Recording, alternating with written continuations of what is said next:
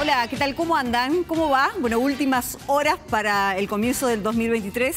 Muy agradable para nosotros poder acompañarlos en este momento, que lo más probable es que estén recibiendo a algunos invitados en casa o poniendo la mesa o arreglando las cosas por allí. Así que bueno, vamos a hacer de compañía hasta que, bueno, en un ratito nada más empecemos con un 2023 esperanzado, seguramente para todos los argentinos. Ya vamos a estar hablando de ello en particular, pero antes un balance de lo que ha dejado el 2022 y lo vamos a hacer con representantes de distintos sectores. Así que los invito, los sumo ya mismo al living. Alejandra Torres, secretaria de Modernización de la Municipalidad. Bienvenida, gracias por estar acá. Gracias un gustazo, por invitarse. Un gusto. Gracias. Horacio Parga, del sector empresariado, desarrollista de ISUR, gracias por estar acá. Gracias a vos. Muchas gracias. Edgardo Moreno, viejo conocido de la casa. Así es. Hemos hablado de política prácticamente todo el 2022. Bienvenido nuevamente. Gracias por la invitación. ¿Cómo se hace para modernizar una ciudad que es tan grande como la de Córdoba y convencerlos, ¿no?, también a los ciudadanos de que esta es la vía? Bueno, la verdad que tenemos que hacerlo de una manera o de otra porque las ciudades del futuro tienden a esto, ¿no? Hay estudios internacionales que demuestran que diariamente se desplazan a ciudades más de 180.000 personas diariamente y que en el 2050 aproximadamente tendremos el 70% de la población ubicada en ciudades. Por lo tanto, para gestionar ciudades como la de Córdoba capital, una ciudad de una extensión tan importante que es la segunda en su jurisdicción territorial de América Latina, con una densidad poblacional muy baja, que esa es la otra característica. Entonces, llegar con los servicios a todos lados y de manera eficiente, necesariamente tenés que tener buscar ser una ciudad inteligente, una ciudad en donde ponga herramientas tecnológicas para hacer más eficiente la gestión. Y en eso, bueno, de buscar hacer esa gestión más eficiente, obviamente uno de los desafíos más grandes que tenemos es el cambio cultural. La gente tiene que entender que tiene que empezar a trabajar con herramientas digitales que quizás antes no lo hacía. Y otra cosa fundamental es tener un buen equipo dentro de la administración pública que lleve adelante un proceso de modernización y un liderazgo de quien esté al frente, que esté convencido que esa es la modalidad y el cambio que debemos abordar dentro de una jurisdicción. ¿Cómo se aprovecha en el sector empresariado? Bueno, esto que mencionabas recién, Alejandra, ¿no? Este flujo hacia la ciudad de Córdoba, por supuesto que operan en todo el territorio de la provincia, quiero decir, pero digo, ¿qué jugo se le termina sacando justamente al hecho de que la gente decide invertir o venirse a vivir acá en la ciudad, ¿no? Sí, sin duda Córdoba es un referente a nivel nacional, ¿no? Es un centro, un polo de atracción por distintos factores, por el factor educación, por el factor producción, y eso se ve reflejado en el crecimiento que tiene la ciudad. A mí me parece espectacular que desde el sector público estén trabajando seriamente en esta idea de ciudad inteligente, smart city, como se habla a nivel mundial, porque es lo que realmente hoy puede generar un diferencial. En un momento en que las comunicaciones son tan instantáneas, la gente tiene posibilidad de contactarse, digamos, llevar adelante toda su vida por medios digitales, la ciudad y toda su gestión es fundamental que también esté en esa vía. ¿Cómo les fue en este 2022 tan intenso, tan cambiante, de tanta incertidumbre, con un dólar que se mueve de manera permanente? Sí, la verdad que fue un año muy movido, como decís. Hemos tenido meses más activos, otros más difíciles. Puntualmente, cuando pasan estas cosas como variación del tipo de cambio, genera expectativas o se demora la decisión de invertir esperando a ver cuál es la mejor oportunidad, cuál es el mejor momento. Pero en líneas generales hemos tenido mucha actividad. Hemos puesto principalmente nuestro foco en desarrollar lo que es nuestro proyecto más importante, que es Manantiales, con todo lo que hace a servicios, ¿no? Pensando en lo que es la ciudad de 15 minutos, de tratar de tener todos los servicios cerca. Y fue, digamos, hemos salido un poco del residencial propiamente dicho, para estar más en los servicios, colegios, supermercados, empresas, paseos comerciales. Así que hemos ido compensando esa falta quizás o esa freno en la demanda con estos otros servicios que son demandados dentro de nuestro desarrollo. Bueno, ya en un ratito nada más te pregunto cómo ha acompañado el Estado, cómo ha acompañado la nación al sector empresariado en general. ¿Cómo andás? Bien. ¿Qué año trabajoso? Y no quiero ni pensar en el que viene, ¿no? Sí. 2023. Bueno, vamos a estar brindando dentro de un ratito nada más, claro, porque finalizó uno y porque empieza otro. Creo que el balance del 2022 la gente lo tiene claro, recién los conceptos que decían tanto del sector público como del sector privado, un año muy desafiante, muy difícil de afrontar, muy cambiante sobre todo, con la imposibilidad de tener proyectos y no estarlos ajustando permanentemente, reajustando permanentemente ante el desafío de la realidad. Pero bueno, como periodista debo decir que el año que viene, el 2023, el que está por comenzar, va a ser también un año desafiante. Y no solamente por nuestros problemas propios, digamos, del país, sino porque en general el contexto que se ha planteado a nivel global es un contexto desafiante también. No es solamente una cuestión propia de los argentinos. Es un año que viene condicionado por... Hay una vertiente analista que dice que ya ha terminado la globalización tal como se la había concebido hasta el momento de la pandemia y ha vuelto un momento de geopolítica, de muchas tensiones internacionales. La guerra de Ucrania, por ejemplo, disparó mucho de eso. Y también esta suerte de reposicionamiento estratégico de la puja entre Estados Unidos y China, que tiene mucho de impacto después en las realidades regionales. Para América Latina, el año que viene es un año desafiante, porque es un año donde se prevé un crecimiento económico muy limitado y tiene un contexto social, una trama social muy dañada. Tenemos, según la CEPAL, más de 200 millones de pobres en la región, 32% de la población, muchísimo. Y con una convulsión migratoria, además, que es un fenómeno nuevo. Venezuela, por ejemplo, es el segundo país en el mundo después de Siria que expulsa gente, el proceso de migración. México, que se creía que estaba como a salvo de eso, que era país de tránsito, se ha transformado en país de residencia prácticamente de esclavos del narcotráfico. Y nosotros mismos tenemos un proceso de éxodo también de otra magnitud y otra característica.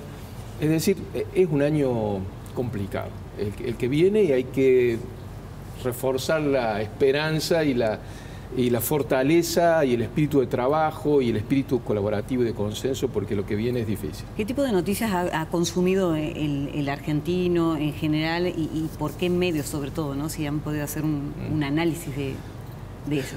Bueno, todavía estamos sobre el final de año bajo el efecto opiáceo del Mundial, ¿no es cierto? Exacto, sí, exacto. Que vino a descomprimir y motivó de hecho las mayores movilizaciones masivas de las que se tenga memoria en la Argentina, vino a descomprimir una situación social que por otras vías estaba muy tensa, muy complicada. No quiere decir que los problemas hayan desaparecido para nada, ¿no? Respecto de tu pregunta, también es un momento de muchísima evolución, porque desde el punto de inflexión que fue la pandemia, ha habido un equilibrio inestable entre las fuentes de información que hasta ese momento migraban, pero potentemente hacia redes sociales, hacia insumos preferentemente digitales. El momento de la pandemia reposicionó los medios tradicionales por una necesidad de información confiable y certera sobre un hecho que era muy, muy desconocido. Y luego de la pandemia, y esto es lo que estamos viviendo, se ven esos equilibrios precarios, ¿no? Así que hay un consumo muy diversificado que se ve por todos lados. De hecho, el propio fenómeno del Mundial es un fenómeno que se vio, un Mundial único, no solamente por lugar de Argentina, sino por la forma en que los protagonismos aparecieron por plataformas absolutamente distintas. ¿Y por dónde se consumía esa información? Sí, absolutamente. Por todos lados. Una transmisión espectacular, pero además redes sociales todo el tiempo. ¿Qué fortaleza dan estas alianzas entre lo público y lo privado? Y es básico, fundamental para hacer un Estado más eficiente. Por eso digo, acá cuando vos haces una alianza pública-privada, todos ganan, ¿no? Gana el privado, que puede asociarse, ¿no es cierto?, con lo público y un poco hacer visible. En el caso nuestro son emprendedores generalmente de base digital que dan una solución a un aspecto burocrático que tenemos problema de gestión dentro de la municipalidad. Entonces ese emprendedor se visibiliza y además en ese diálogo que hace con la administración pública también nosotros le transmitimos una serie de capacidades y adaptaciones a su herramienta digital. Nosotros como agentes públicos nos llenamos de toda esa capacidad, ese dinamismo, esa innovación que tiene el sector privado, porque realmente hay que ser innovador para cada subsistir en este país, y te da una herramienta digital que, ajustada a las necesidades del sector público, lo que da como resultado es un beneficio al ciudadano. Más rápidamente tiene una herramienta digital que le brinda servicios de una manera más rápida. Por eso nosotros hoy decimos que estamos en un proceso muy profundo de transformación digital masiva. Le decimos así porque realmente es la revisión de todos los procesos, todos los trámites que tiene la municipalidad, que son más de 277 trámites, y que esos trámites se ajustan a un contexto determinado, porque un trámite nació en una época determinada bajo una filosofía, una modalidad que hoy seguramente la necesita ajustar. Ese trámite digitalizado se pone al servicio del ciudadano y ya una municipalidad que funcionaba 6 horas o 7 horas, 5 días a la semana, puede funcionar las 24 horas, porque son los servicios digitales los 365 ¿Y de esos emprendimientos que lograron o de esos proyectos que se concretaron en el 2022, cuál es de destacar, bueno, por lo bien que haya Bueno, salido, la verdad, ¿no? que tenemos muchos. De hecho, hemos recibido muchos premios internacionales, más de 20 reconocimientos internacionales por la acción positiva que hemos llevado adelante. Yo te diría que, bueno, está la habilitación de negocios online, que es para los negocios de bajo riesgo, y ahora empezamos con el intermedio. Obras privadas, que tienen que ver con la actividad que desarrolla la construcción, que antes en promedio podía estar demorando de 6 a 9 meses un permiso de construcción, con lo que significa para la Argentina que esos pesos no dejan de valer o pierden valor como consecuencia de la inflación. Hoy lo podés hacer en 15 minutos, tanto permiso de construcción como final de obra, como informes de ampliación de la construcción o informes técnicos. Después tenés todo lo que es el registro civil, que antes tenías que hacer todo presencialmente, concurrir, ahora todo lo podés manejar digitalmente. Tenemos la guía de trámite, que eso es sumamente importante, porque la guía de trámite fue la revisión de todos los procesos por primera vez. La primera vez que se hizo eso fue en la época de Martí, en un bibliorato así, había de papel, obviamente. Nosotros revisamos en época de pandemia todos los procesos y empezamos a reajustarlos al contexto actual y además a cortarlos, porque, por ejemplo, empezás a preguntarte ¿por qué mandás ese papel 2 veces, asesoría letrada, a pedirle dictamen, si no tiene sentido? ¿Por qué lo mandás a tal lugar? Entonces, cuando ajustás ese proceso, no solo que se acortan, sino que el ciudadano, cuando lo mira, tiene totalmente claridad por dónde marcha el proceso. Y eso no es menor, porque eso significa transparencia, significa que no te carpeteo como era en la época tradicional, te ponía si eras amigo mío, te ponía primero en la carpeta, si no te pongo último. Sino que tenés claridad por dónde va, cuál es la documentación que te va a exigir, y especialmente lo que hemos avanzado mucho, gracias a que en la provincia nosotros también trabajamos en esto, es en la interoperatividad de las bases de datos. Significa, yo no te pido más cosas a vos, al ciudadano, que yo ya puedo conseguir o que tengo yo dentro de la municipalidad, sino es una de que te estoy usando como cadete. Tráeme el DNI, pasa mucho con obras privadas donde vos permanentemente le estabas pidiendo, tráeme la escritura de dominio. Ahora yo me comunico con Inspección de Personería Jurídica y sé cómo está tu sociedad, me comunico con el registro de propiedad y sé si ese terreno que donde vos querés hacer la obra es de tu propiedad o no. Es decir, hay un montón de cosas que beneficia al ciudadano. Y esto tiene que ver con justamente la ciudad inteligente. La ciudad inteligente, esto lo digo con mucho énfasis porque es un cambio cultural muy fuerte que tenemos que tener la gente fíjense pública. que hace poco la RAE dio a conocer la palabra más comunicada, ¿no? Y fue inteligencia artificial. Sí, sí. ¿Y tiene que ver con esto? Tiene que ver, claro, justamente la inteligencia artificial es una de las herramientas que uno tiene en donde procesa en función de determinados algoritmos una herramienta sin necesidad de la participación de la mano de hombre, sino que directamente se realiza como consecuencia de una fórmula polinómica que vas incorporando allá adentro. Pero déjame que termine con una cosa. Una ciudad inteligente es la que pone al vecino en el eje de nuestro trabajo. Yo siempre les digo a mis compañeros de trabajo, nosotros somos agentes públicos. Quien nos paga el sueldo es la comunidad. Por lo tanto, nuestro mejor cliente es la comunidad y a ellos nos debemos.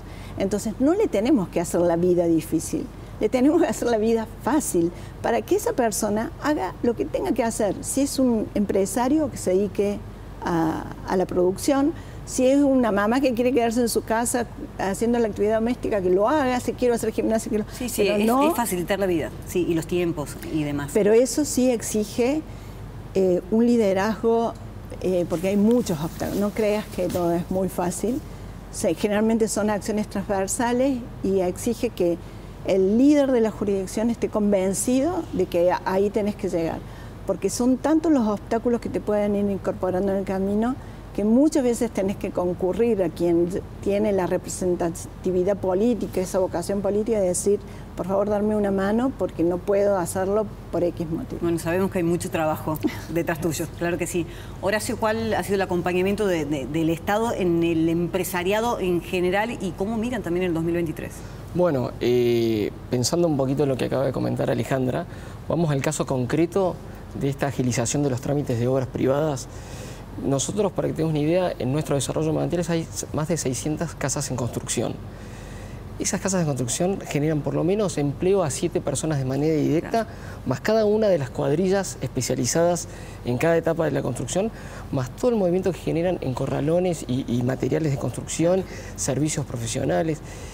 Poder pasar de 9 meses a 15 días, no sé cuánto, es un cambio abismal en la generación de empleo, en el movimiento de la economía, algo que para nosotros hoy es fundamental, y lo hablo a nivel macro, ¿no? A nivel provincia, ciudad. Así que creo que es para destacar, digamos, un sector público pensando también en cómo introducir tecnología para, no solo también para beneficiar determinado mercado de una empresa, sino beneficiarnos todos. ¿Y a nivel nacional también se les está dando esa mano? No, a nivel nacional, nosotros, por la actividad que tenemos de desarrollo inmobiliario, no tenemos tanta relación con el nivel nacional. Lo que sí está pasando es que muchas políticas o muchas acciones que están pasando a nivel nacional generan mucha incertidumbre, que lo que está haciendo en muchos sectores del sector privado son postergar inversiones, porque lo que vemos es que se toman medidas que cambian las reglas de juego de manera drástica de un mes a otro.